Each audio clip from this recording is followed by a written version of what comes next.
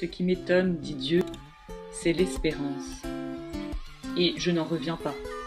Cette petite espérance qui n'a l'air de rien du tout. Cette petite fille espérance, immortelle. La foi est une épouse fidèle. La charité est une mère ardente, pleine de cœur. L'espérance est venue au monde. C'est cette petite fille qui traversera les mondes, cette petite fille de rien du tout. Elle seule, portant les autres, traversera les mondes révolus. Les trois vertus théologales sont la foi, l'espérance et la charité.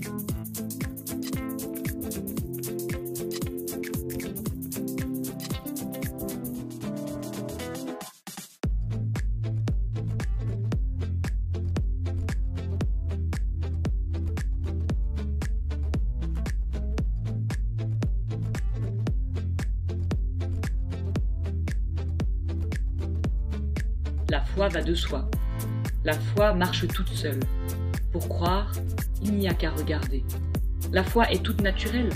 Elle nous raconte les histoires de l'ancien temps qui sont arrivées dans l'ancien temps. La foi, c'est une bonne vieille parisienne.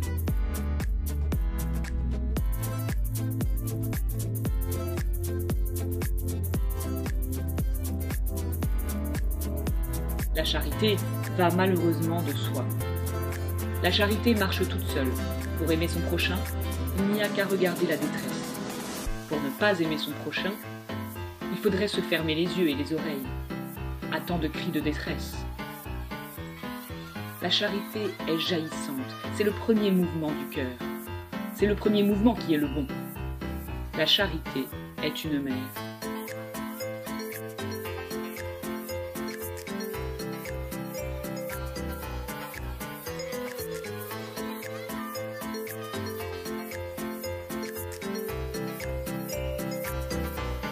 C'est le premier mouvement du cœur.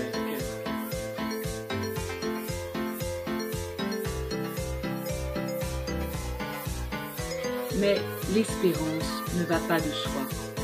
L'espérance ne va pas toute seule. Pour espérer, mon enfant, il faut être bienheureux. Il faut avoir obtenu une grande grâce. C'est la foi qui est facile, et de ne pas croire qui serait impossible. C'est la charité qui est facile, et de ne pas aimer qui serait impossible. Mais c'est d'espérer qui est difficile.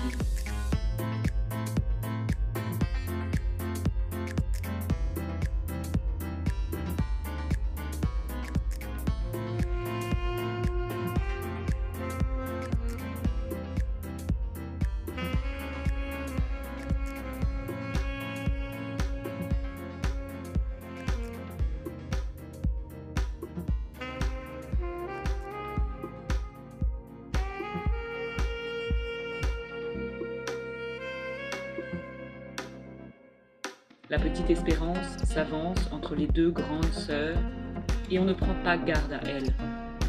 Sur le chemin du salut, sur le chemin charnel, sur la route interminable, la petite Espérance s'avance. C'est elle, cette petite, qui entraîne tout, car la foi ne voit que ce qui est. Et elle voit ce qui sera. La charité n'aime que ce qui est, et elle aime ce qui sera. La foi voit ce qui est, dans le temps et dans l'éternité. L'espérance voit ce qui sera, dans le temps et dans l'éternité. La charité aime ce qui est, dans le temps et dans l'éternité, mais l'espérance aime ce qui sera, dans le temps et pour l'éternité. L'espérance voit ce qui n'est pas et qui sera. Elle aime ce qui n'est pas encore et qui sera.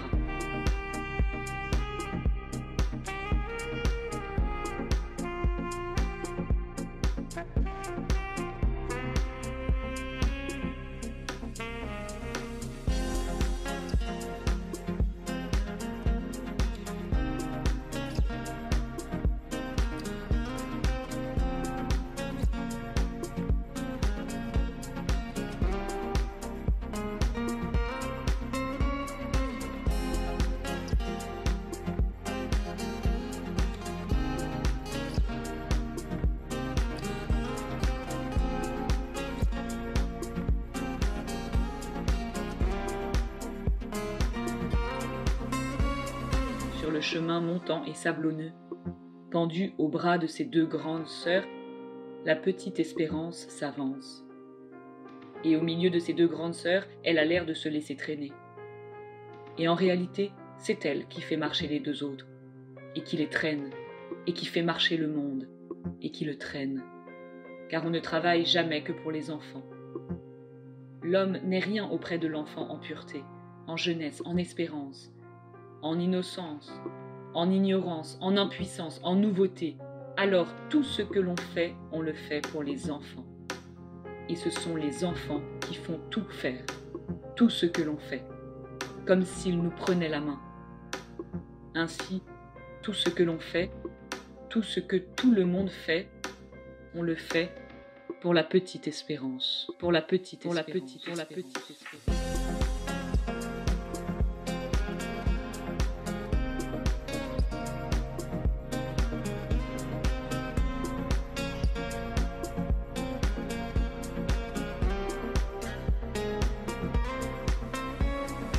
Sur le chemin montant et sablonneux, pendue au bras de ses deux grandes sœurs, la petite Espérance s'avance.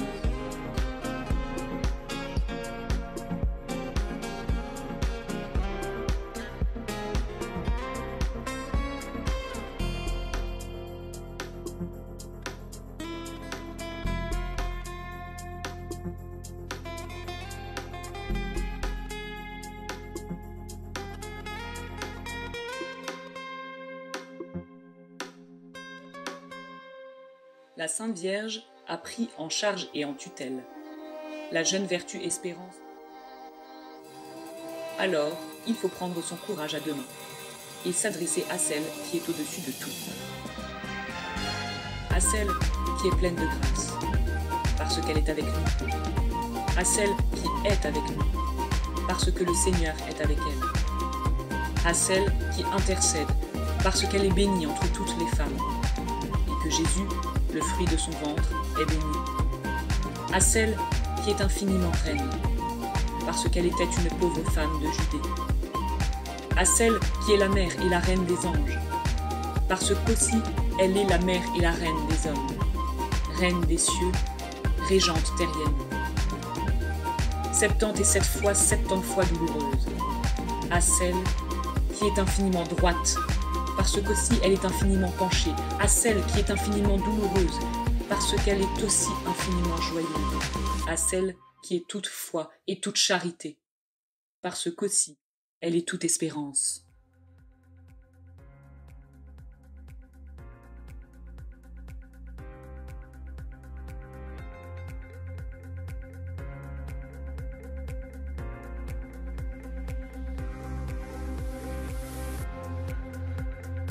Jésus était un simple berger. Mais quel berger, mon enfant! Pasteur des 100 brebis qui sont demeurées dans le bercail. Pasteur de la brebis égarée. Pasteur de la brebis qui revient. Et qui, pour l'aider à revenir, car ses jambes fourbues ne peuvent plus la porter, la prend doucement et la ramène sur ses épaules.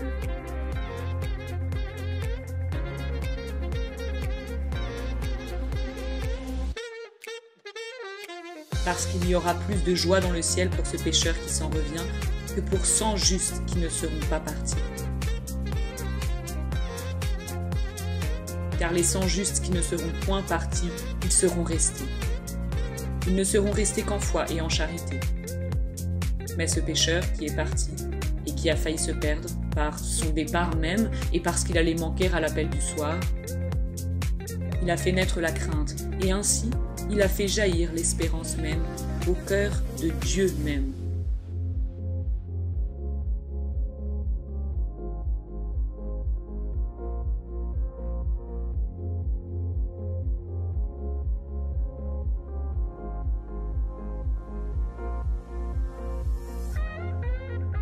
Le tremblement de la crainte et le frisson, le frémissement de l'espérance. Par cette brebis égarée, Jésus, comme un homme, a connu l'inquiétude humaine.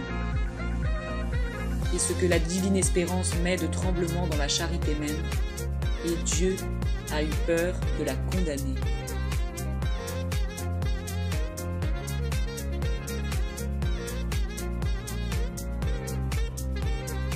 Toutes les paraboles sont belles, mon enfant. Toutes les paraboles sont grandes. Toutes les paraboles sont chères. Toutes les paraboles sont la parole et le verbe. Toutes, elles viennent du cœur et elles vont au cœur. Elles parlent au cœur.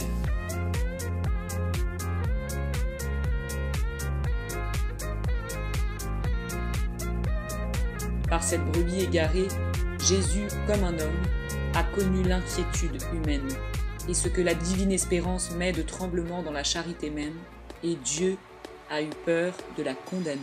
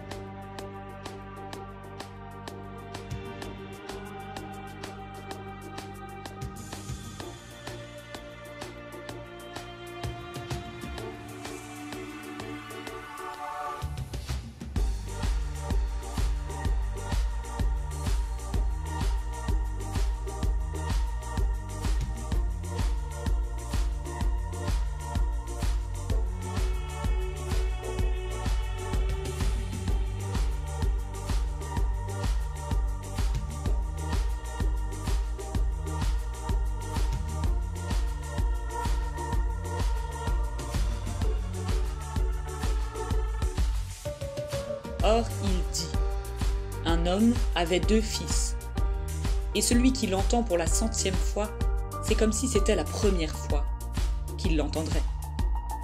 Un homme avait 2 fils. Elle est belle dans Luc, elle est belle partout. Elle n'est que dans Luc, elle est partout. Elle est belle sur la terre et dans le ciel. Elle est belle partout. Rien que d'y penser, un sanglot vous en monte à la gorge. Toutes les paraboles sont belles, mon enfant. Toutes les paraboles sont grandes. Un homme avait 2 fils, mais sur celle-ci, des centaines et des milliers d'hommes ont pleuré. Un homme avait 2 fils. De toutes les paraboles de Dieu, c'est elle qui a éveillé l'écho le plus profond, le plus ancien, le plus vieux, le plus neuf, le plus nouveau. Fidèle, infidèle, connu, inconnu, un point d'écho unique. C'est la seule que le pécheur n'a jamais fait taire dans son cœur. C'est elle qui enseigne que tout n'est pas perdu. Toutes les autres paraboles de Dieu sont pudiques. Elles n'osent point accompagner l'homme dans les hontes du péché.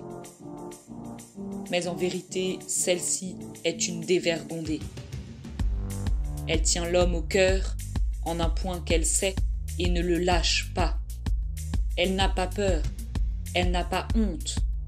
Et si loin qu'aille l'homme, cet homme qui se perd, en quelque pays, en quelque obscurité, loin du foyer, loin du cœur, et quelles que soient les ténèbres où il s'enfonce, les ténèbres qui voilent ses yeux, toujours une lueur veille.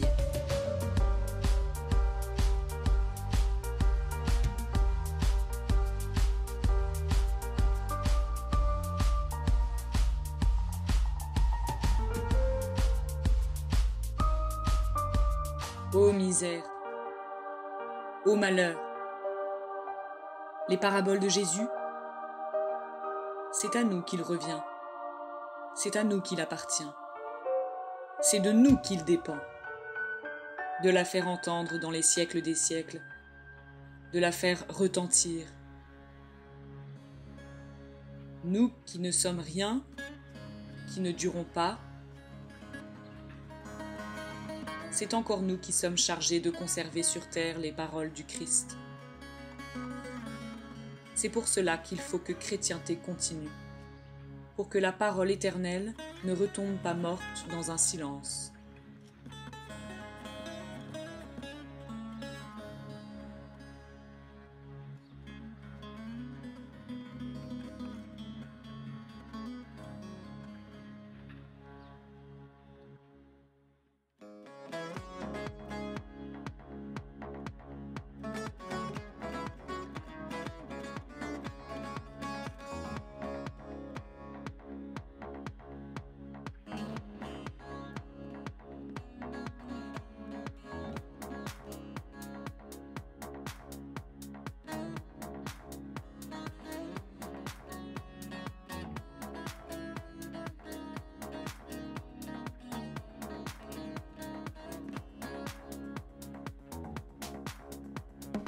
Ô nuit qui berce mes créatures dans un sommeil réparateur.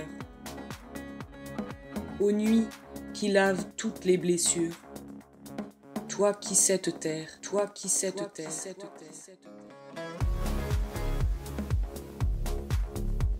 Ô ma nuit étoilée, toi qui ensevelis déjà dans une ombre éternelle toutes mes créatures les plus inquiètes, le cheval fougueux, la fourmi laborieuse, et l'homme, ce monstre d'inquiétude, à lui seul plus inquiet que toute la créature rassemblée. Ô ma nuit étoilée, ma fille au manteau sombre, tu es très précoce, car tu annonces d'avance tous les soirs ma grande quiétude de lumière éternelle.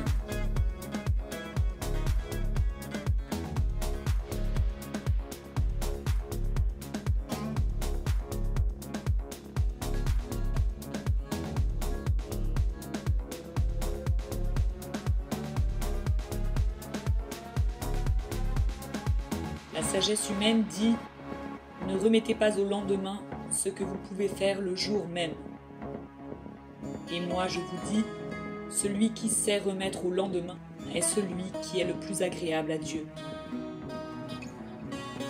Celui qui dort comme un enfant est aussi celui qui dort comme ma chère espérance. Et moi je vous dis, remettez à demain ces soucis et ces peines qui aujourd'hui vous rongent. Remettez à demain ces larmes qui vous emplissent les yeux et la tête. Parce que d'ici demain, moi, Dieu, j'aurai peut-être passé.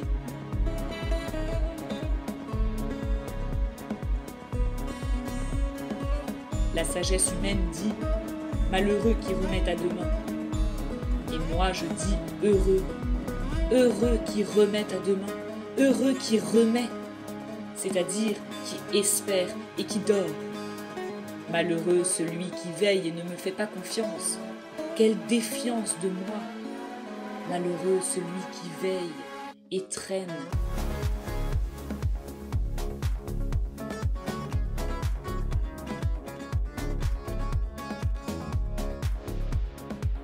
Malheureux celui qui traîne sur les soirs et sur ses nuits, sur les avancées du soir et sur les tombées de la nuit. En vérité, je vous le dis, celui-là fait offense à ma chère espérance.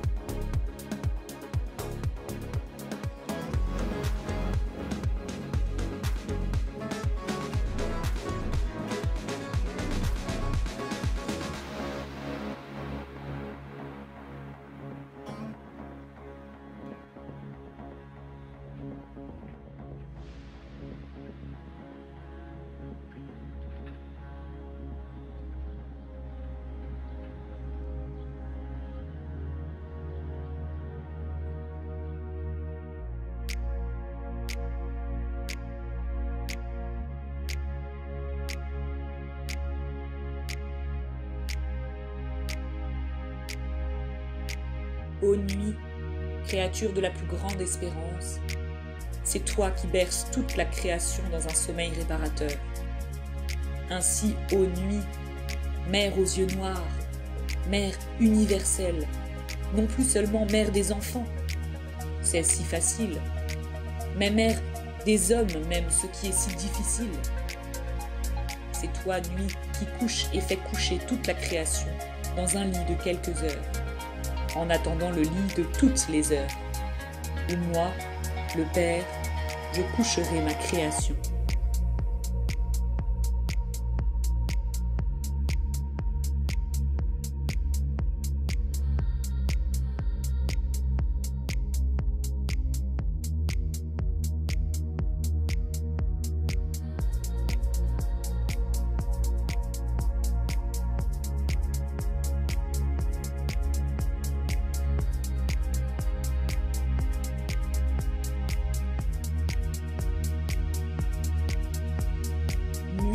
tu es sainte.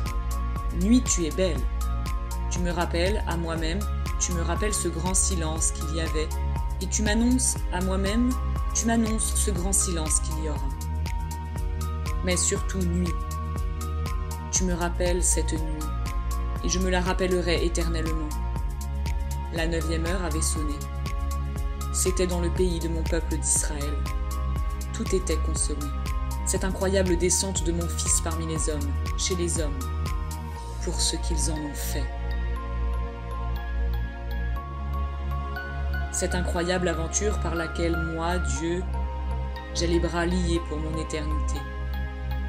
Cette aventure par laquelle mon Fils m'a lié les bras, pour éternellement liant les bras de ma justice, pour éternellement déliant les bras de ma miséricorde, et contre ma justice inventant une justice même, une justice d'amour, une justice d'espérance, d'espérance.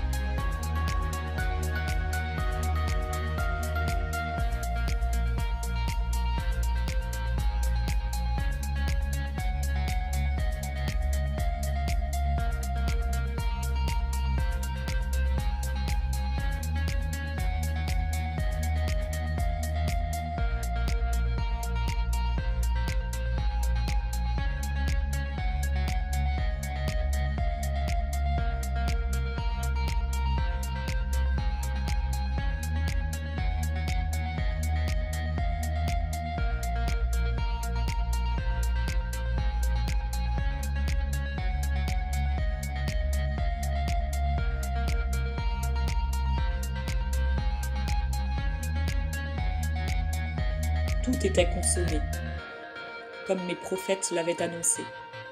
Le voile du temple s'était déchiré en deux depuis le haut jusqu'en bas. La terre avait tremblé, les rochers s'étaient fendus, des sépulcres s'étaient ouverts et plusieurs corps des saints qui étaient morts étaient ressuscités. Et environ la 9e heure, mon Fils avait poussé le cri qui ne s'effacera pas. C'est alors, ô nuit, que tu vins. Seul un centenier demeurait. La mère était là, et peut-être aussi quelques disciples.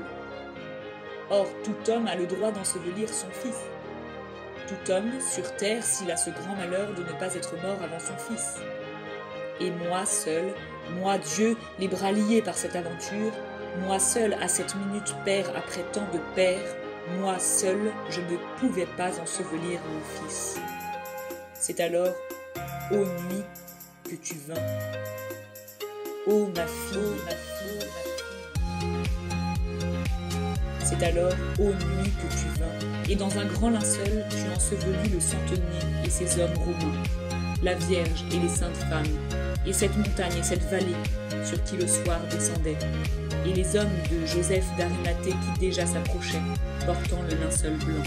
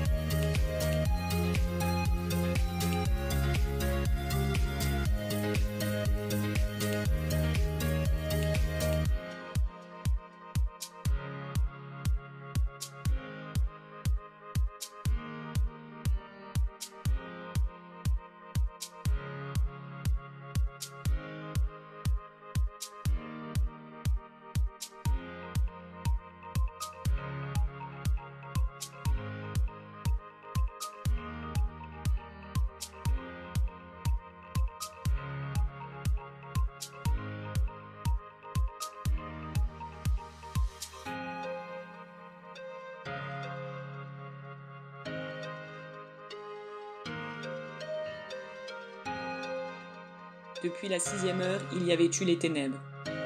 Tout était consommé. Les soldats s'en étaient retournés dans leur caserne. La mer était là. Seul un centenier demeurait, portant le linceul blanc. C'est alors, ô nuit, que tu vins.